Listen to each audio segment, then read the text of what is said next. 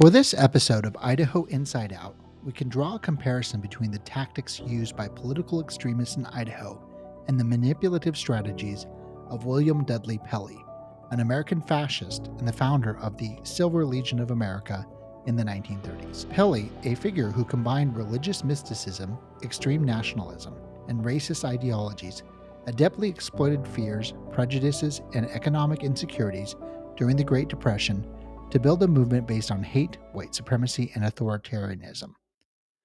Like Pelley, today's extremists in Idaho use a blend of ideological zealotry and charismatic leadership to congregate followers, blending the fabric of reality to suit their narrative of supremacy and division. This episode explores how, by invoking a sense of crisis and offering simple solutions to complex problems, these modern day manipulators echo Pelley's tactics of exploiting hate and fear to pave their path towards societal influence and control. Through understanding the historical context of Pelley's rise and his exploitation of societal tensions, we aim to uncover the insidious plot unfolding in Idaho, inspiring a collective vigilance against the resurgence of such destructive ideologies.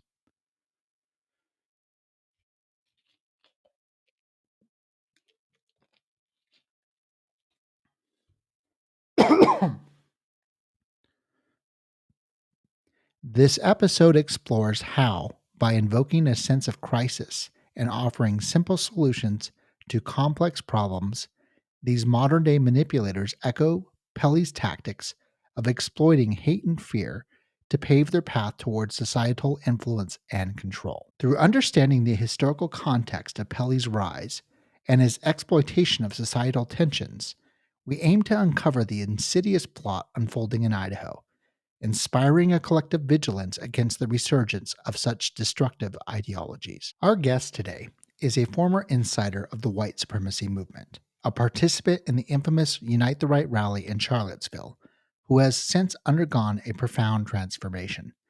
Today, he stands as a beacon of hope and a testament to the power of change, denouncing the very ideologies he once embraced. Evan McLaren's journey from the depths of hate and division to becoming an advocate for understanding and a warrior against fascism offers invaluable insights to the mechanics of radicalization and, more importantly, de radicalization. Working closely with journalists and others, he helps unwind the fabric of deceit he was once a part of weaving, aiming to educate the public on the very real dangers posed by these ideologies. Join us as we explore his journey, the lessons learned along the way, and the message he brings to all of us about the importance of standing up to the fascism that is rapidly growing inside of Idaho.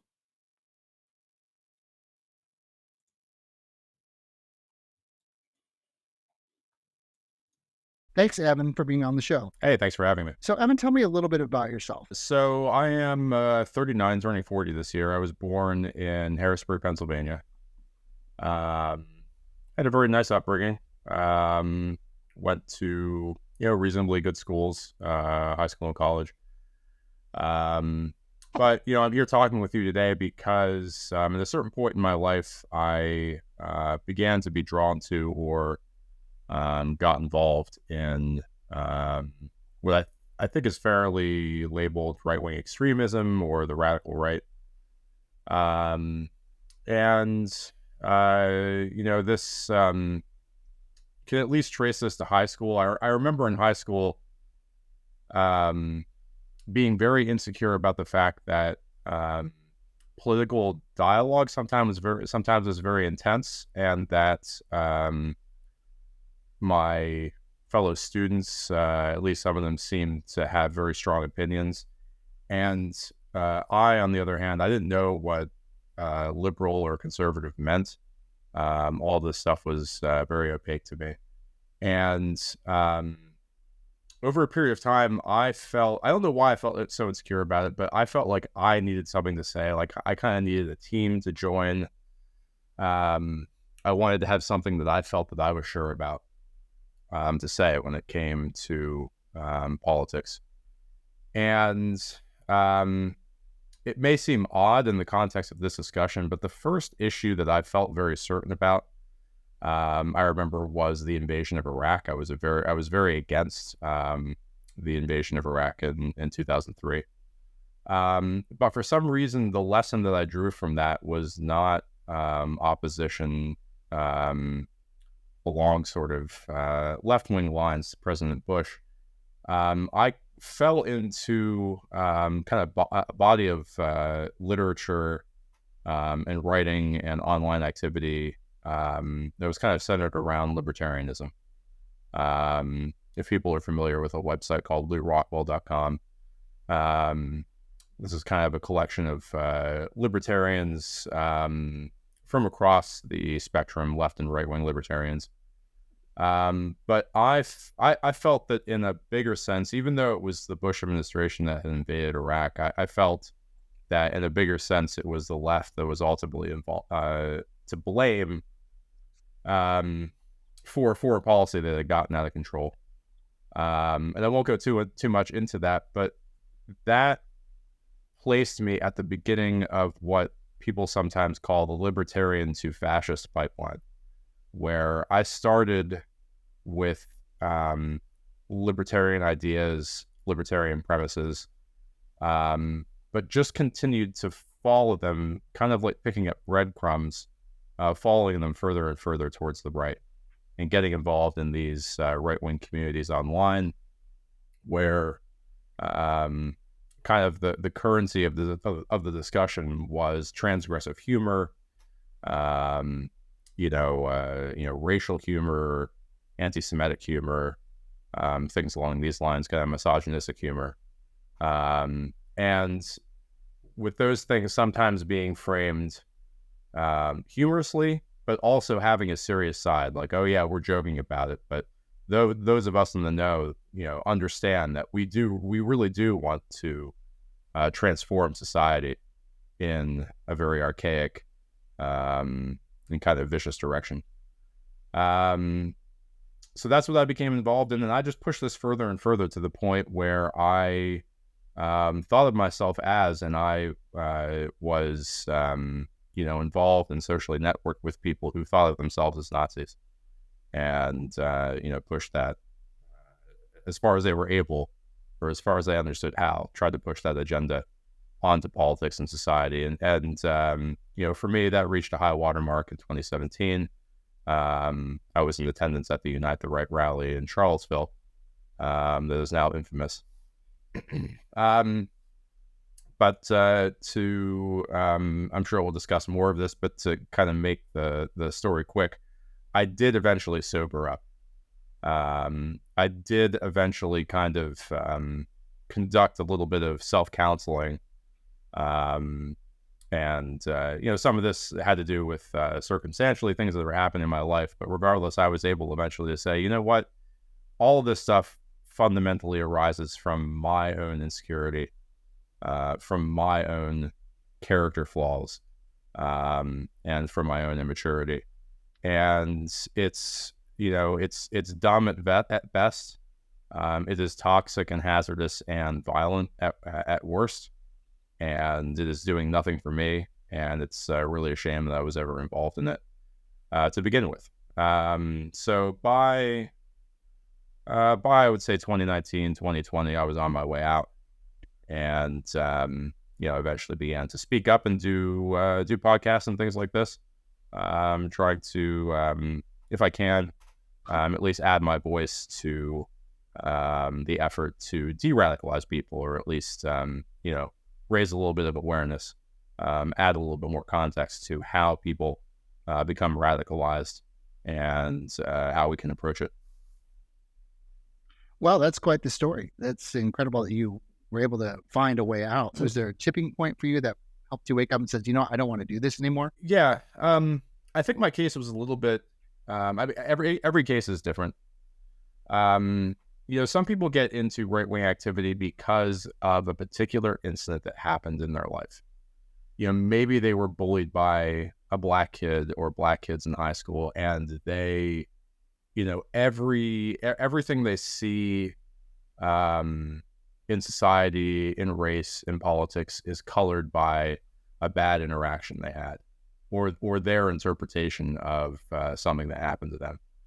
And that really wasn't me. I wouldn't say I was driven directly by resentment. To the extent that I was, I think it was more this kind of idea that like I'm the smartest guy in the room. You know, these other people who are kind of into these sort of I don't know, fashionable left-wing ideas. They're very silly. They're very weak. They haven't actually thought things through. And I have access to this, elevated plane of knowledge because I'm just so much better. I think I was definitely vulnerable to that kind of smart aleck mentality. Um, but so I didn't have to recover from anything, any particular incident that happened to me. But because I did have I don't know, kind of an idiosyncratic route to right wing politics. I also had kind of a weird relationship while I was involved in right wing politics, where I think that even while I was a member of the right, as odd as it sounds, some people still regarded me as liberal or left wing.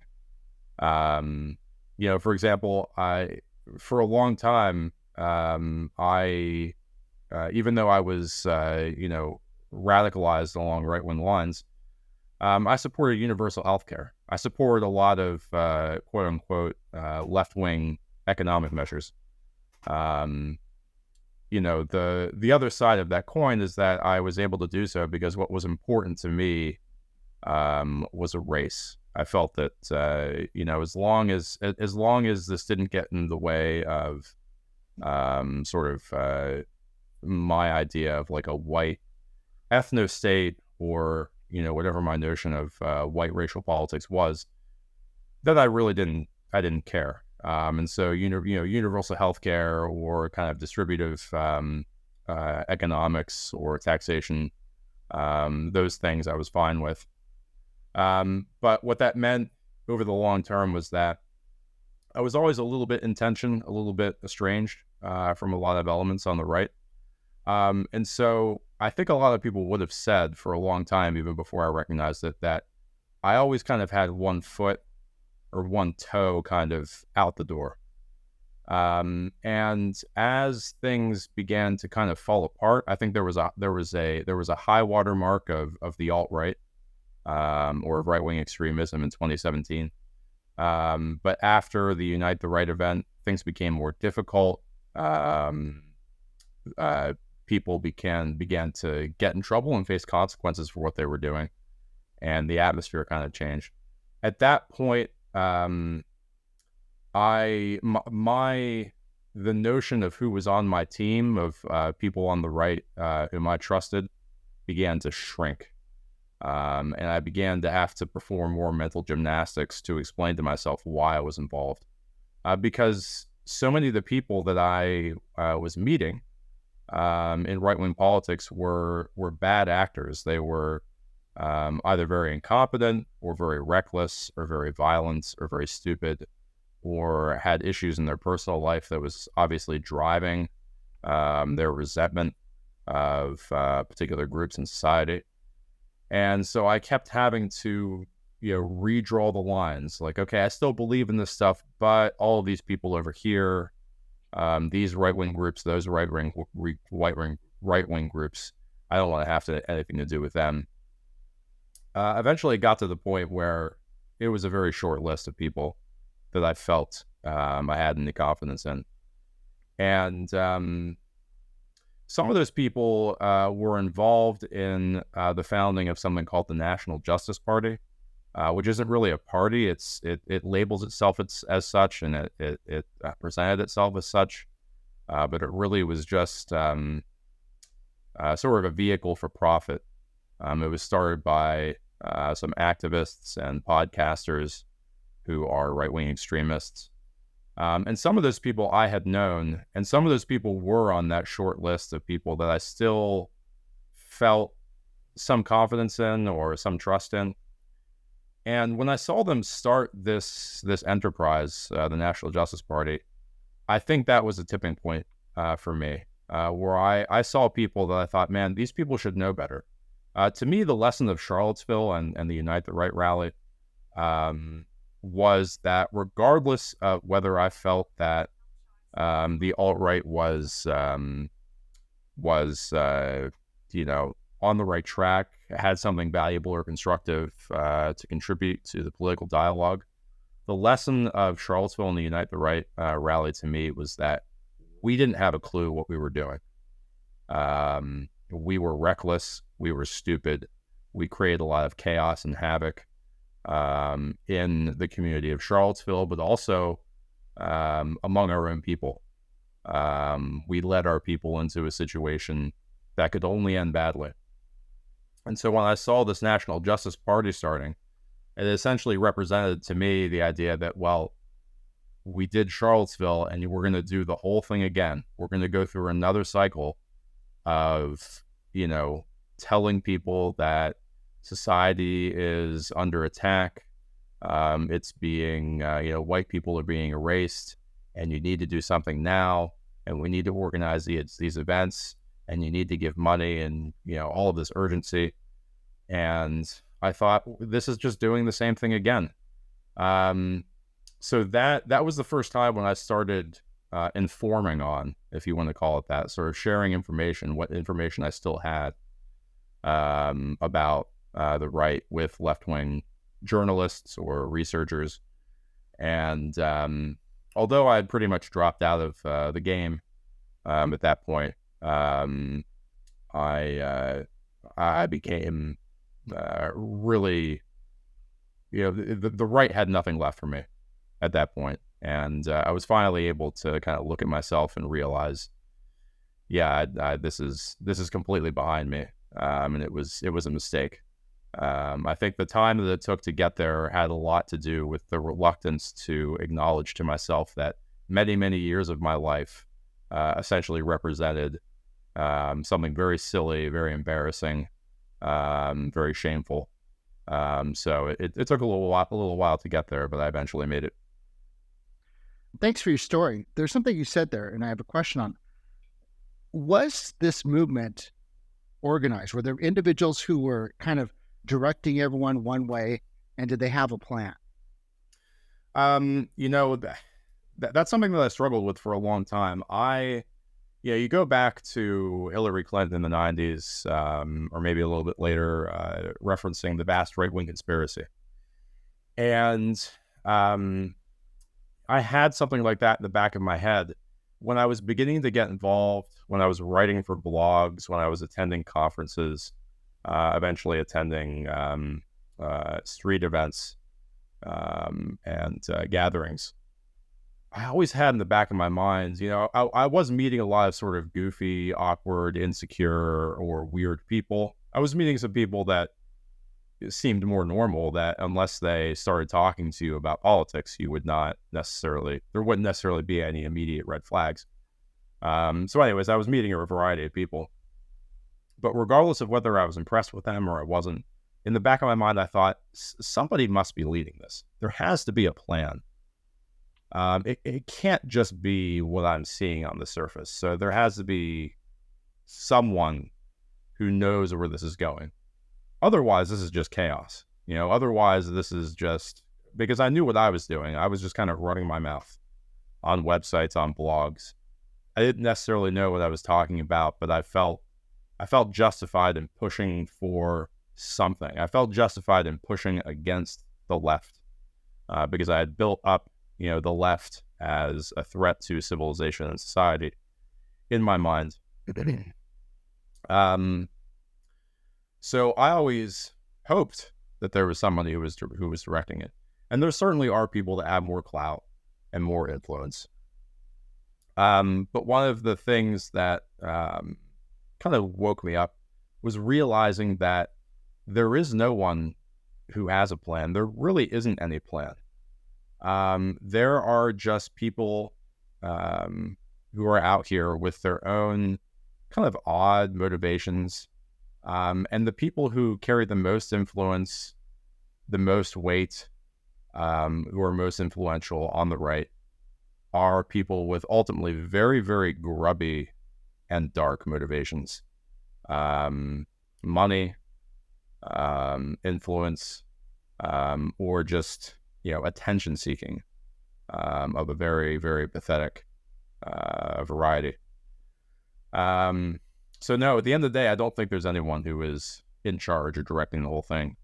I just think that there are a lot of people who are involved, and some have more influence than others. Some are able to have more of a say in the direction that things take than others. So something I've seen in Idaho and all over the country is this shift from these radical right movements, and we'll talk about like how to describe and the language used to describe who these groups and the nuance of that. But these groups or these individuals who are involved in this have kind of latched on or being pulled into actual party structure of like the Republican Party and utilizing actual party machinery to kind of infect and weave their message into that so they can use it as some sort of platform or launching point to get their objectives met. So I guess my question is, what have you seen? Where did that start, and where do you see that going? I remember, I think this is still the case, for right-wing radicals. Saul Alinsky, who was an activist and writer on the left in, I want to say, the 60s or 70s, is a figure who's very important. And I have never studied him in any depth, and I'm not even sure how accurate the right-wing portrayal of him is, or how important he was to begin with. But the right-wing activists study this figure, this writer, and the lessons that they draw have a lot to do with influencing, pushing, kind of bullying institutions to do what you want them to do. And so this kind of awareness or focus on institutions takes a lot of different forms, and one of them is what you just described. That if you don't have access, if you or your people are not going to be elected directly, if they don't control the machinery of the party, how do you insinuate yourself into the party or the structure or the institution? How do you kind of manipulate it to get to do what you want it to do, or at least to respond to you, even if you're relatively without resources or influence or power. And so this dialogue, I mean, I was introduced to it almost the moment that I started reading libertarian and far right literature, and so it was just kind of taken for granted that this, at least having an answer to this question, was important. In some ways, it was the most important question to kind of distinguish you as someone who was trying to impress other right-wing activists. You could sit around and complain about the direction society had taken, that, whatever bothers you, women have too many rights, or, you want to see abortion rights returned, or you want to return to Jim Crow, or whatever it is. But I think what would really impress a lot of right-wing activists is how sophisticated or how dynamic or interesting is your theory of institutions and institutional influence, and more particularly, what kind of posture are you going to take towards the Republican Party and all of the structures, the conservative institutional structures that are built up around it. And there were two broad options. One was to kind of run outside of the party structure, whether that be a third party or just some sort of media outlet or institution that would say, we need to destroy the GOP. The GOP is what's in the way. It's in the way of, a true right-wing movement. It's our enemy. That would be option one. And option two would be the reality is that no one has the sufficient power or resources to sweep the GOP aside, so we need to use it. We need to insinuate ourselves into it. And for that, typically, people would be focused on the youth. If getting access to young people is a lot easier than getting access to the string pullers in any particular party structure. So joining youth groups, joining activist groups, joining book clubs, trying to gain positions that are less competitive within the Republican Party with an eye towards, kind of moving up, becoming a staffer, working on a campaign. These kinds of things were ways that a lot of radicalized right-wing people saw as means of eventually bending the Republican Party in their direction. So age seems to play a role in this. If you're younger and you grew up gaming, how this is kind of like these jokes, these memes of you're insulting races and you're insulting other groups of people and othering them, right? And you're like, that's okay because it was about to them it was just funny. It was whatever. But what I'm seeing here is now you're seeing, okay, let's find these youth groups like the Idaho Young Republicans or the College Republicans. A little bit easier to a smaller group. People understand this. And something you said before about clout and influence, this idea that you can almost like brag to your friends, like there's a leaderboard or something. And so the more things you can influence, the more shenanigans you can pull or things that you can affect and say, look, I did this. Is there something to that where they go and they brag to their friends, to their groups to gain clout and influence amongst their peers? Oh, yeah, totally. If you could create a stir, if you could do anything to get a reaction, from some sort of figure of authority, especially if it was either left-wing or sort of a mainstream kind of Republican type, then that would be something that everyone would laugh at and enjoy and would kind of raise your profile. We're going to we might talk about Dave Riley later. And it's funny, I remember the event that I met him at. It was a grassroots conservative event that was organized in conjunction with the Republican Party in Pennsylvania. And it was just a bunch of activists and politicians, getting up on stage and holding talks or roundtable discussions about, various conservative issues, blah, blah, blah. But on the second day, there was a sort of straw poll that was digital,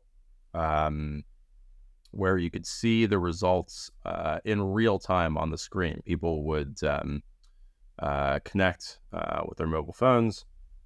And, this was fun. This is one of these moments where, a little bit of information or expression can filter through without being kind of screened by anyone in a position of authority. And there was a strong youth contingent in the crowd. And I think the question was something like, who do you support for president in the next election?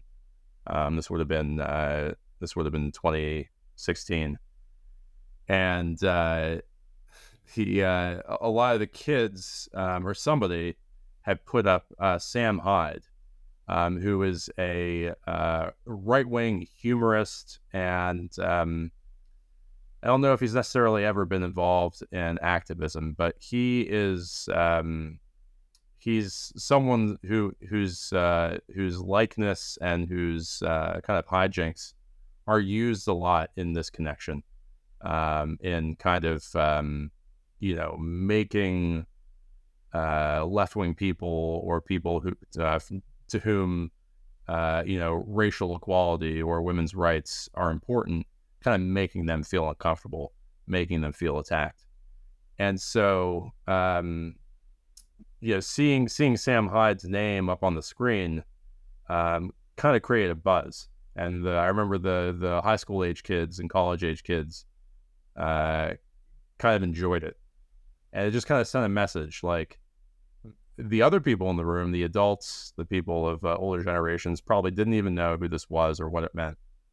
And that was important to the youth because it meant, we're coming at this from a right-wing direction that you don't understand. And you are the target. And you don't even know you're the target. But we're coming after you. And, we're going to make ourselves felt in this party and in this discussion in ways that you're not even prepared for.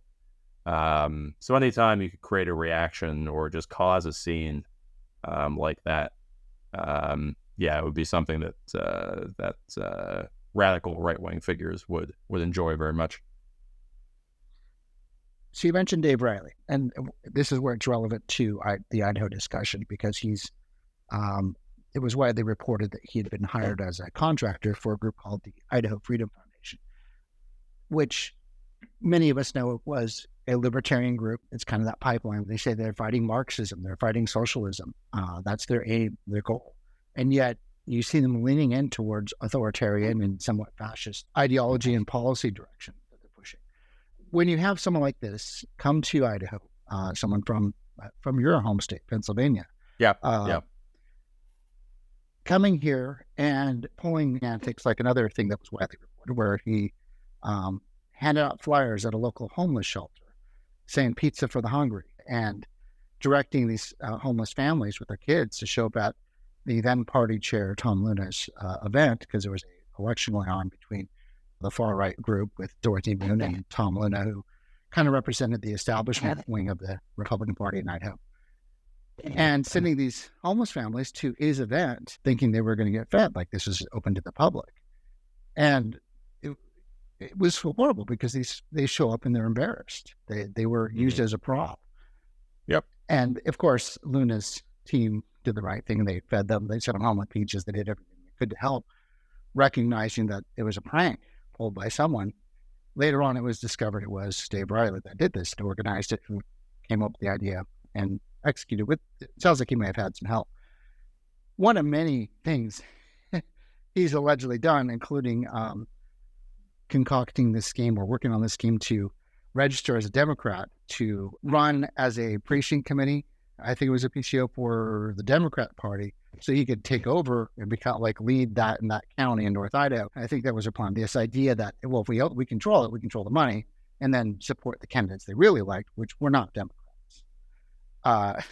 It was the whole thing on its face is just insane, weird, but I see that what you're saying is like this idea, like, oh, we're trolling. We're making these memes and creating these things that get people like, you're not smart enough to understand what we're really trying to do here.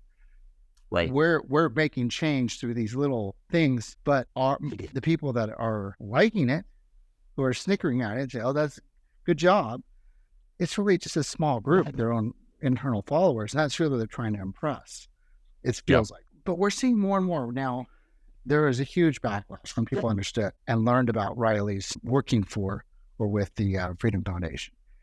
And I've heard quietly through back channels, people saying, well, he doesn't work there anymore. But that group refuses to acknowledge that publicly. They're at any point to say, well, we're sorry. We want nothing to do with his ideology. We recognize his tweets are more than a little problematic. We talk about what they think is funny. They use that Cookie Monster theme, which is just horrific, and they don't back away from it. So, and I look at them like, why not? Why won't they sit there and say, no, this is not okay. We can't be seen or associated with this in any way. Instead, they just remain silent. Yeah. What do you think that is? Have you seen something like that before? Oh yeah. This whole issue of Dave Riley just brings up so much. And I think it's funny because I was thinking about, we've been talking about doing this podcast for a couple of weeks. And one of the things I was kind of worried about is a lot of the discussion and debate around Dave Riley is, whether or not he is an anti-Semite, some stripe of fascist or Nazi. or extremist authoritarian. And I thought, well, what are we going to talk about on this podcast? Because it's going to be very short to establish that, yes, he is. The attempt to explain away or excuse or kind of, portray his activity as innocuous is so dumb and just, facially invalid that I don't even, I don't know how we would, it's good we're talking about other stuff because I don't know how we would spend more than 5 minutes on this question. You look at his background, you look at his record, you look at the things that he said. He plainly is not just a conservative, whatever that means to you or to anybody. He really is an anti-Semite. He really believes that Jews or Judaism is a threat to civilization and society by its nature. That Jewish people are suspect or threatening or toxic to society by their nature. And that's why he feels totally comfortable, engaging in all of this really, really awful, offensive, and kind of violence, humor and rhetoric and imagery.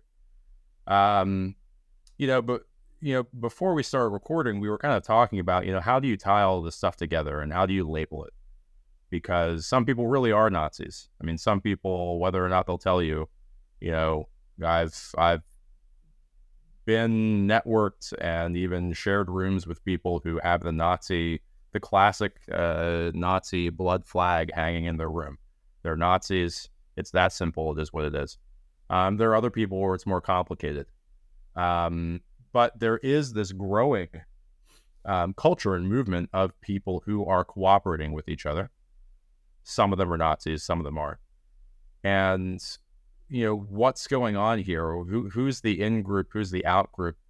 What I would say is that the dialogue that goes on the right has to do with these sort of culture war or race war boogeymen that are built up to represent mortal, urgent threats to society, to civilization, maybe to your family directly. They're trying to turn your kid trans. They're trying to turn your kid gay. They're going to molest them. All this really dire and ghoulish stuff that is broadcast daily on Fox News, on the Daily Wire, and all of these outlets. And so, what exactly you are, whether you're a Nazi, whether you're a fascist, whether you want to, whether your hero is Pinochet or some other figure, whether you want to restore the society that existed 200 years ago or 500 years ago or 1,000 years ago, whatever you tell yourself, that's not necessarily the most important thing, because this urgent culture war dialogue has made you believe, if you participate in this stuff, that things are so urgent that we don't really have time for anything else except defeating the left. And so I may not be a Nazi myself, but defeating the left is most important. So they say that this guy I'm working with is a Nazi. Maybe it is. Maybe I don't agree with him. Maybe, maybe I want to have a Christian society, but I don't want to necessarily, kill all the Jews. I have my own kind of brand or idea or notion of where this is all leading. But we'll sort that. We'll get to that later. What matters now is defeating the left. And so all of these people have this kind of throbbing, urgent mentality about what Joe Biden represents, about what Kamala Harris represents, about what the left and the Democratic Party represent. And it's imminent, and it's urgent, and it needs to be dealt with now in their minds. And that's what they share. So you know what? I'm sure that there are a lot of people involved in the Idaho Freedom Foundation or any number of these groups that, in their heart of hearts, they don't really believe in Holocaust revisionism, or whatever. They wouldn't, if we actually sat down and had this discussion, they would probably disagree with Dave Riley or whoever on a lot of stuff. There's a lot of internal disagreement, but the internal disagreement doesn't matter. And that's why the Idaho Freedom Foundation and other groups like that don't really care to disavow Dave, because the fact that he is offensive to the left and really just to decent people, to them that's a good thing. They like it, they welcome it, they embrace it. I don't have, kind of like Dave, I don't have any connection to Idaho. I've never been to Idaho, and I only really got brought into this, and I'm only really talking with you because I knew Dave personally years ago. I was, cooperative with Dave. Dave stayed at my apartment for a night. On one occasion, we stayed in contact for a while. So I just kind of find the whole thing really silly.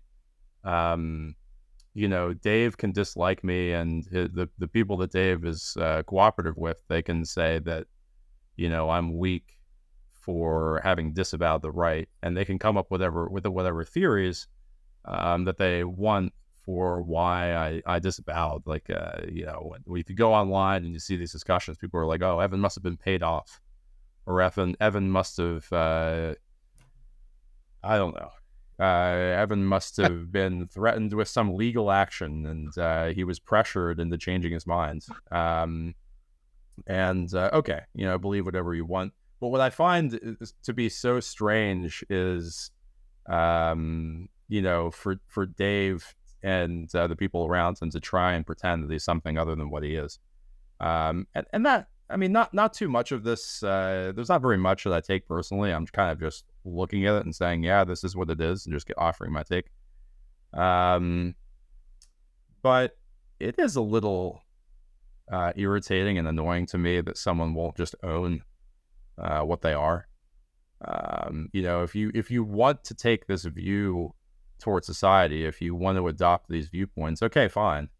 But we're not that dumb that we can't see it. I think most people can. And just to kind of wrap up this answer, I think this goes back to what I was trying to describe with Saul Alinsky and this idea of institutional influence. And another reason why Alinsky, or at least the right-wing interpretation of Alinsky, is important to right-wing people is that what it says to them is that there really aren't any ethics or morals. There really is just power. There really is just influence. So, you and I can sit here and say, this stuff is gross. This stuff is indecent. It's so transparently, just hateful and small-minded, and, it points in a very sort of dark direction. Why won't they disavow it? Why won't they be honest about it? And in the minds of these people who are involved in right-wing radicalism and extremism, they don't owe you anything. There is no, all of these ethical questions are kind of weak left-wing preoccupations. They just want to get the party and the institutions and the political bodies to do what they want them to do. So that's why they just don't respond to these questions. And when they're prompted to confront the fact that, Dave is an anti-Semite, it is what it is. They'll always spin it in some weird direction. They'll always make the conversation about something else, about some alleged anti-Semitism that exists on your side, or how you're allegedly racist, or whatever it is. Because ethically, they just don't feel any obligation to be honest with anyone who isn't on their political team. Two things come to mind as we're talking. One is I'm seeing a trend to identify your enemy, because you're talking about this is a war on the leftists, right? They're identified their target, the people that are the true enemy. as the leftist, the left, the radical left, whoever they want to say that is. So then when they see individuals who are not in alignment 100%, first they say, well, if you're Republican and you're not with us, then you're a rhino, a Republican in name only. And then it's, well, now you're just a leftist. I mean, I'm a lifelong Republican. I'm a conservative, yet I get called a leftist on a daily basis by these people. And so it's this idea of like, we have to paint a target on you. We have to put this label on you so we can just keep calling this. And of course, if you repeat the line enough, they're hoping that people believe it. They'll use language, like you said, some latch on to Pinochet and others as their heroes. And when you see elected officials posting memes on Twitter or Facebook about how they're throwing leftists and Marxists out of helicopters and celebrating that, it becomes problematic. That language they use, and one is it part to like identify others like them, and also it feels like it's infectious, right? This is like they're rallying cry, hey, if you think this is okay, we got more for you. Is this part of the recruitment tactic? Yeah, totally. I think, a lot of it comes back to this overblown notion that, left-wing political correctness is, silencing everyone, and just creating a completely inhospitable culture. And listen, like, there are certainly moments that the left is silly and takes things too far. Acknowledge, fine. But in terms of what you just said, the idea that any imposition on anything that anyone says, any pushback, is a threat to free speech and arises from left-wing political correctness, that is a particular spin. So if I want to, kind of lean into or share, rebroadcast a meme about Pinochet throwing his opponents out of helicopters to their death, and implying that this is what I want to see happen to Democrats, to rhinos, to leftists. And if you complain about that, then you are anti-free speech, and you are part of this left-wing cancel culture. And that really muddies the discussion, doesn't it? Because, I mean, if there are examples of, kind of left-wing groupthink or cancel culture and, that have, truly been disruptive to the dialogue, sure, I would love to talk about it. But if we can't agree that openly fantasizing about murdering our, summarily executing our political opponents in grisly, kind of self-indulgent ways, if we can't agree that that's something that we don't want, if we're going to be kind of painted as, the dorks in the room, because we can't agree that that's, bad, that we don't want that, then we're in a pretty dark place. But I think you're right that's a way that, right-wing extremists or right-wing radicals, they kind of allied everything together. They blend it together. And they just enjoy the reaction. And I think, since the youth is important to them, rallying the youth to their side, to them, and unfortunately, I think they're correct in this, to them, that means that they are winning the future. That means that no matter how much power you have today, down the line, if we're persuading 4, 5, 6, 7 out of 10 of the youth in the party or the movement, that we're into Hitler or we're into Pinochet, and that's eventually what we're going to impose on the party. Yeah, they're eventually going to win. And I think, unfortunately, it's a reality that, as a young person, young people are probably less able to recognize what is serious, what isn't, what is just kind of transgressive, funny humor, and what really is a problem. So I think it's a little bit of a two-way street where we're designing mimetic material that is attractive to the youth, but we're also becoming a little bit infantilized ourselves, and kind of allowing ourselves to forget that it's not funny, to push things in the direction of Pinochet.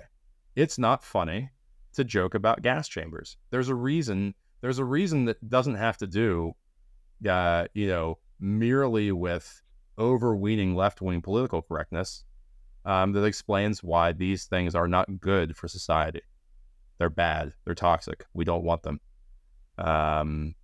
But the effect of these memes and this humor is to sort of, stunt the thinking along these lines.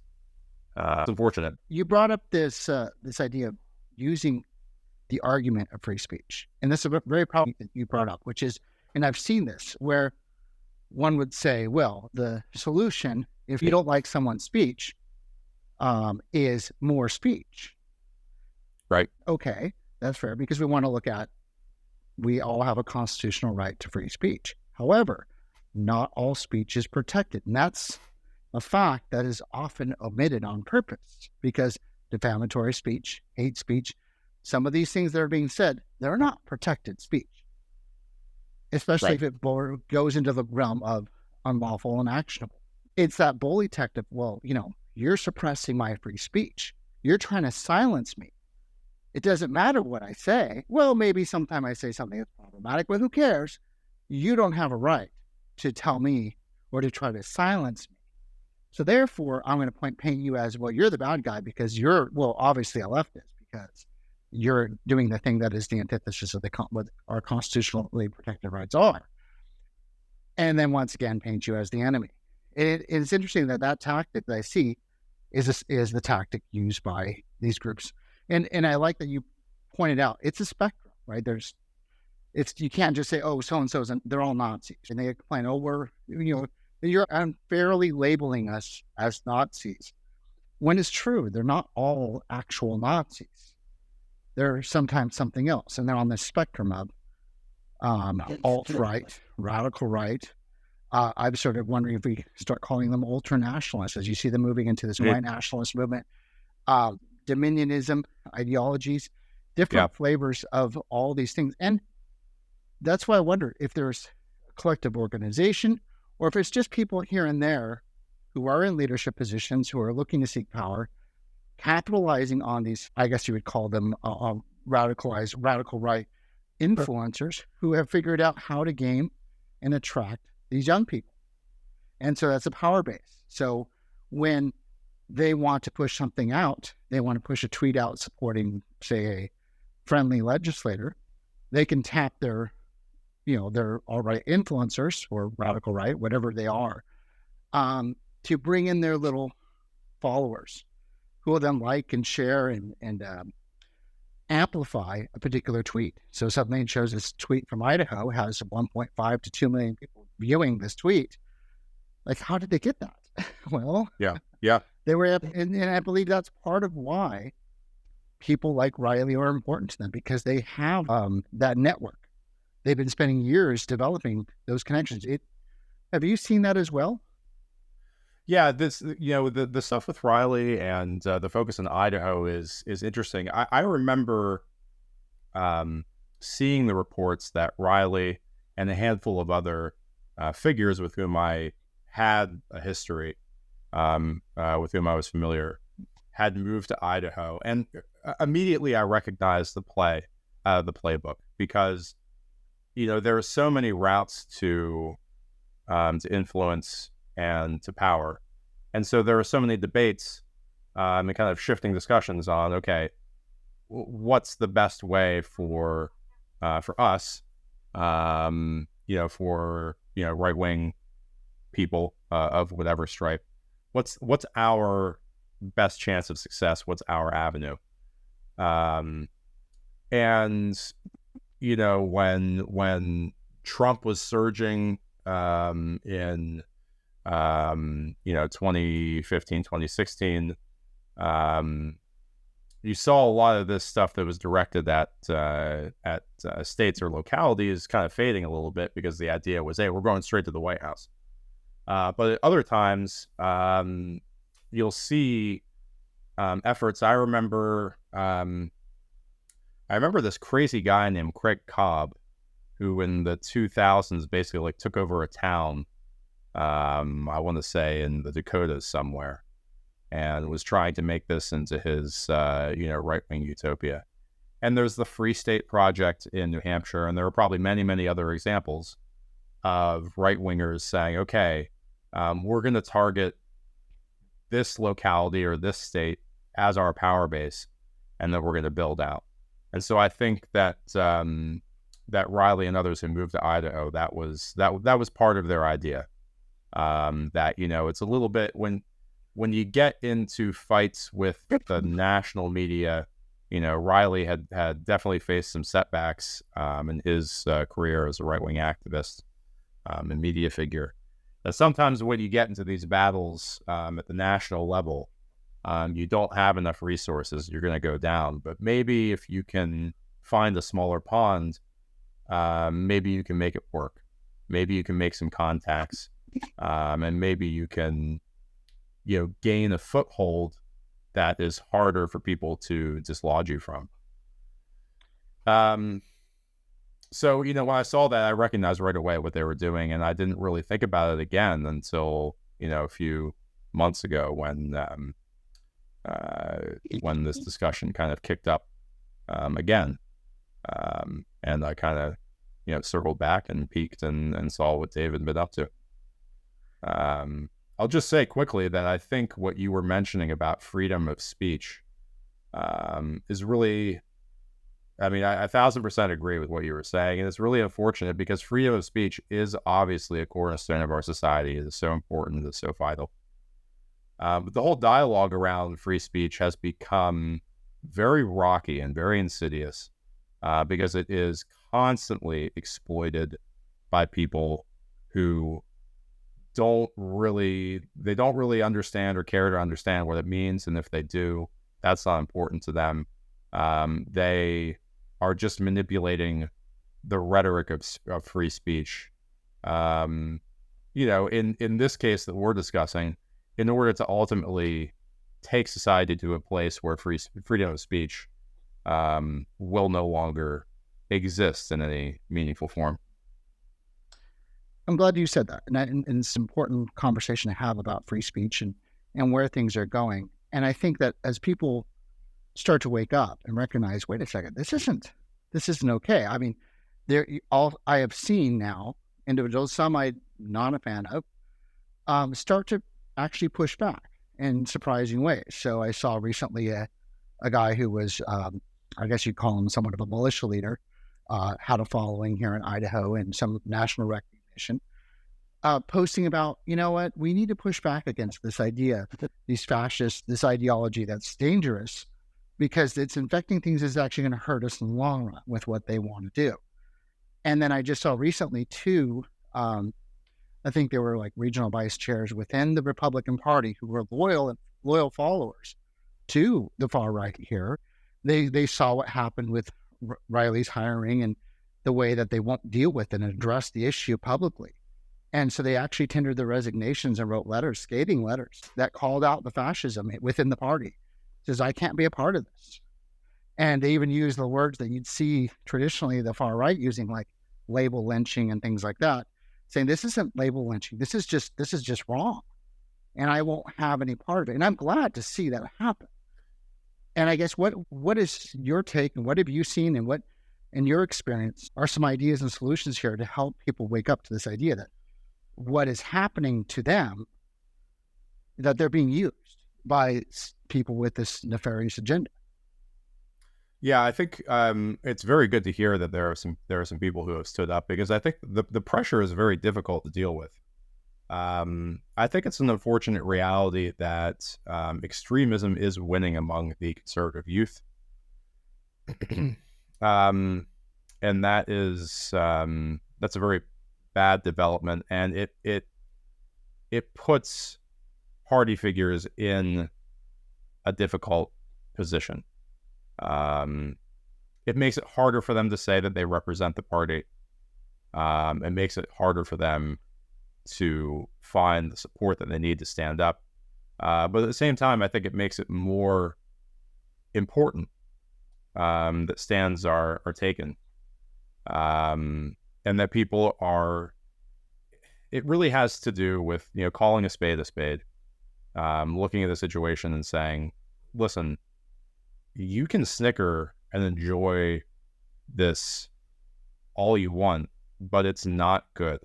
It's not cool. I may be wherever I am in the party, whatever position I hold. I may be one of these, old out of touch boomers that you're making fun of, that is your target.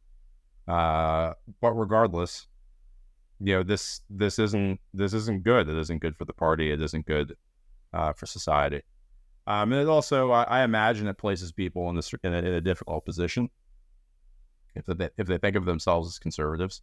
If they do oppose, Joe Biden and the Democrats on issues that used to be within the realm of, respectable kind of mainstream debate, that, the entire dialogue is something that they don't really recognize anymore.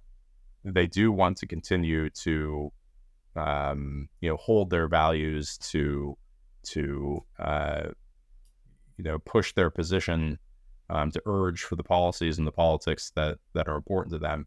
But it's becoming increasingly untenable because the institutional vehicle that they used to rely on to do that is really becoming infected with a dangerous and disgusting strain of authoritarianism, of hatred, of racial resentment, and all these things that that I know a lot of people did not buy into, never thought of themselves as buying into. The days when the Rockefeller Republicans and other figures who stood very clearly against racism, that those were the loudest voices in the party. Those days are gone, unfortunately.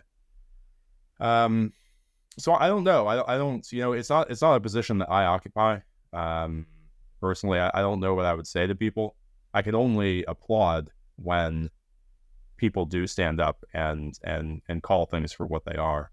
And I don't think there's any easy way out. I can't promise that it will, get better in the near term. But I do hope more and more people stand up and pressure. I mean, you've seen in Idaho around the Riley situation. I've been noticing this guy Brent Regan, who, from the outside looking in, on the surface, he occupies positions of authority, positions of respect.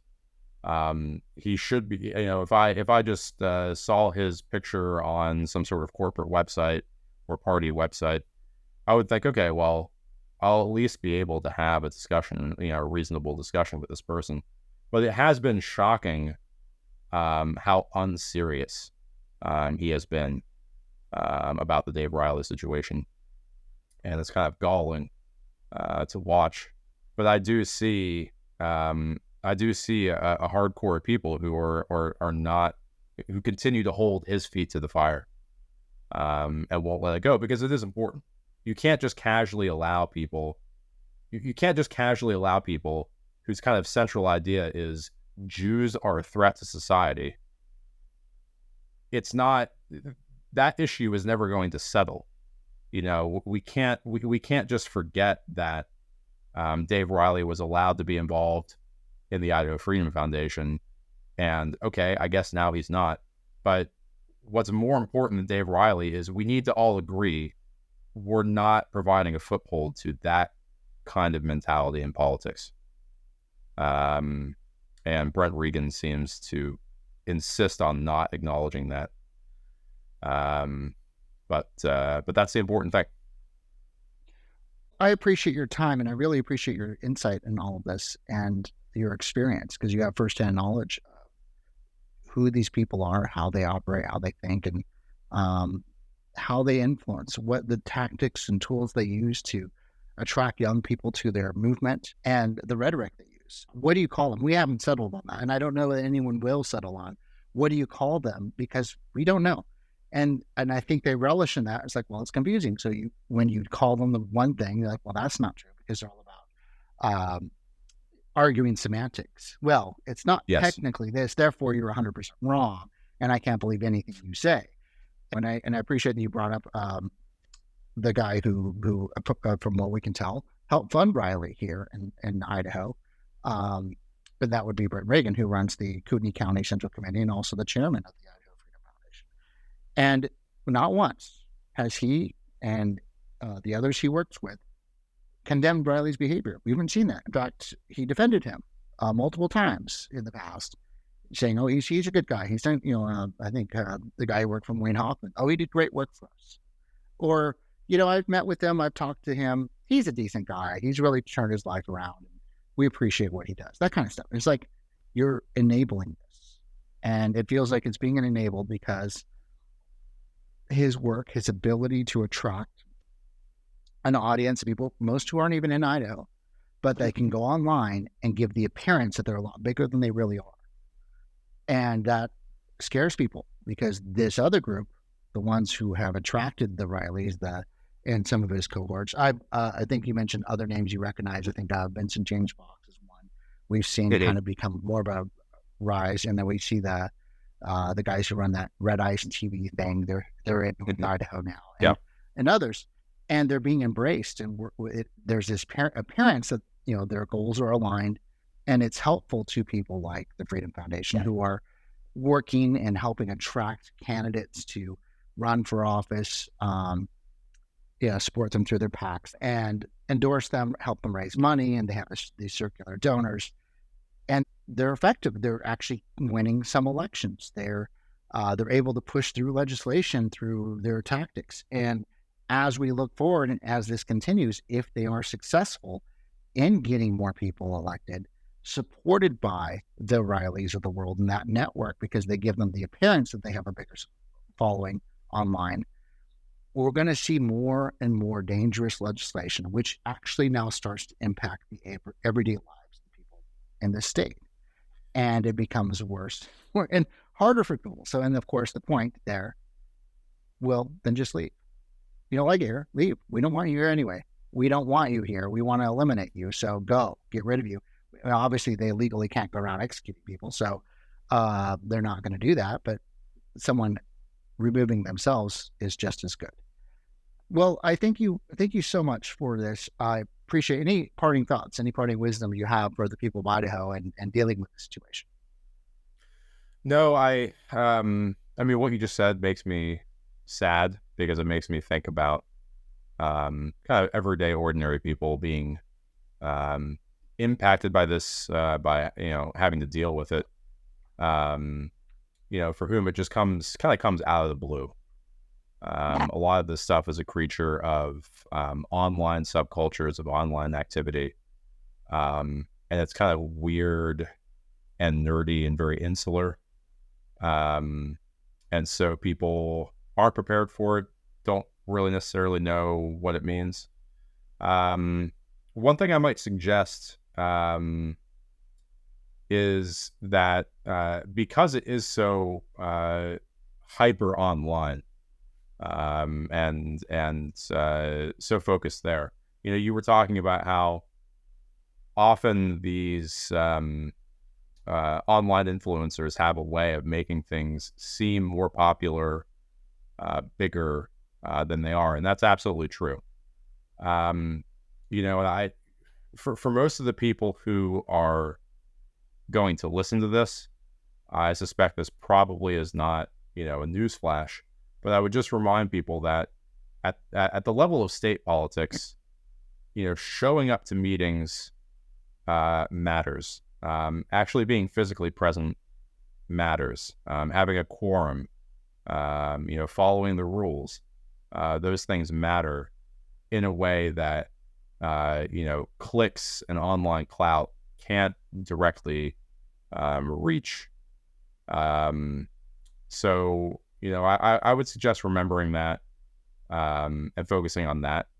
And I feel a little pathetic saying so, because I know there are a lot of people who are very much involved in this fight and have already been struggling with this stuff. Have already had their clashes on the ground with people like Riley.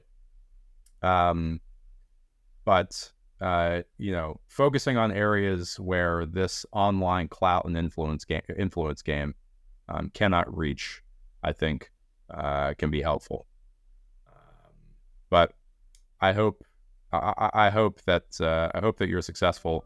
I hope that more and more people are able to see Riley and the figures around him for what they are, and to not buy into it. Because it's not cool, and it's not going to improve the lives of people in Idaho or anywhere. So good luck. Well, thank you. Thanks for your time. Thanks for joining us. Great. Thanks, Greg. Disclaimer. The following is intended to convey an opinion on newsworthy events of public concern regarding public figures and or public officials in the exercise of their official duties. No implications or inferences beyond those explicitly stated in the proceeding are intended to be conveyed or endorsed by the author. Wherever available, links have been provided to allow the listeners or readers to directly access any underlying assertions of fact upon which this opinion is based.